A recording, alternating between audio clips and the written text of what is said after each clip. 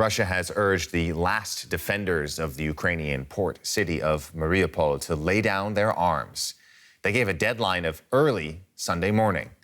Small groups of fighters have been holding out in a steel plant in the city. Elsewhere, Russia launched missiles in the capital, Kyiv, and stepped up shelling attacks against the city of Kharkiv. More Russian rockets falling on Kharkiv. It's the latest strike to hit the city in a deadly week, with many civilians among the dead and injured. This time, at least 2 people were killed, with over a dozen more wounded.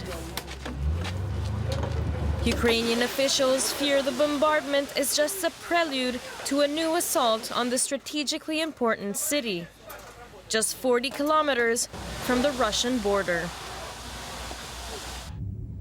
Far to the southeast, Russian forces gather for a new offensive on another key target, Mariupol.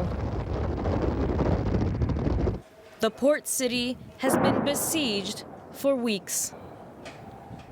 Now Moscow says its defenders have been forced back to here, the giant Azovstal industrial district. The entire urban area of Mariupol has been completely cleared of the militants of the Nazi formation Azov, foreign mercenaries and Ukrainian troops. The remnants of the Ukrainian group are blocked in the territory of the Azovstal metallurgical plant. Their only chance to save their lives is to voluntarily lay down their arms and surrender. Ukrainian President Zelensky warned that Russia risks jeopardizing further peace talks. The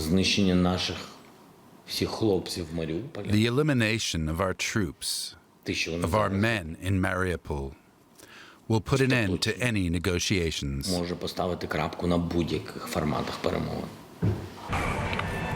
Mariupol's last defenders cut off and Russian forces poised to strike, Ukrainians fear the city may well soon finally fall. DW correspondent Rebecca Ritters is in Kyiv with us now. Rebecca, bring us up with the latest. The surrender window for Ukrainian troops in Mariupol is open. It's closing fast. What is the latest you've been able to gather from there? Well, William, for several days now, it's thought that that besieged city, Mariupol, was close to falling. A couple of days ago, Russia reported that they managed to take the actual port of that city that was being guarded by the so-called 36th Battalion. More than 1,000 soldiers, Ukrainian soldiers from that battalion, were reported to have been taken, and others managed to get into the Azov steel factory, which is where the other battalion have managed to be holding out. That's where the last Ukrainian stronghold in that city now lies. And overnight, around 3 a.m. local time, Russia ordered a cease and desist, a surrender and die order, if you will, saying that they are very close to capturing and they will kill those soldiers as well. That city, obviously a key target of Vladimir Putin in this war. He wants to have something to be able to report back, some good news, if you will, for the Russian side, and a taking of Mariupol would be that victory that he's looking for by all accounts, certainly ahead of the May 9th Victory Day in Russia. And you've just mentioned it, we heard it in the report, and Zelensky warning that the peace talks with Russia will end if Russian forces execute Ukrainian troops in that capture of Mariupol. What's been the reaction to that? That's right. He did say that in response to that surrender and die order in a statement overnight. But in all honesty, the peace talks have been stalled for days, in fact weeks now, ever since Russian troops retreated from those northern regions around Kyiv, and the atrocities came to light of what happened there under Russian control. So the peace talks pretty much dead in the water in the last few weeks anyway, although we are getting reports that Roman Abramovich, the Russian oligarch, is actually in Kyiv this weekend. He's here trying to revive those talks, but little information has come out as to whether he will be successful. And of course, as Zelensky was saying, if those troops in Mariupol are killed by the Russians, then the peace talks are really dead.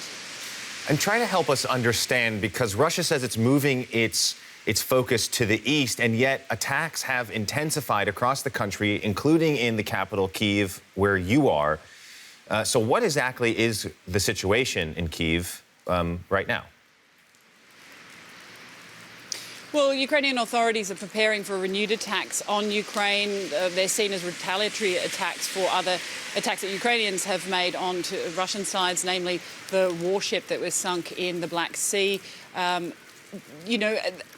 I would say that the city is trying to find some kind of normality in this terrible situation that people find themselves in. People are out in the streets. I mean, maybe not right now. The weather's not that great this morning. It is Sunday morning, so people at home. But we have, in recent days, been seeing a lot of people out on the streets trying to kind of get on with their lives as best they can. Some restaurants are starting to open. We're seeing non-essential shops opening as well after, really weeks of nothing in this city. People living indoors, people living underground, and people now really just trying to make the most of this sort of relative calm. Although, having said that, there were a couple of successful attacks by Russia over the weekend. 2 munitions factories were hit both yesterday and the day before. So sirens are ringing throughout the night and also during the day. So it's definitely a target, and all authorities are warning people to remain vigilant here.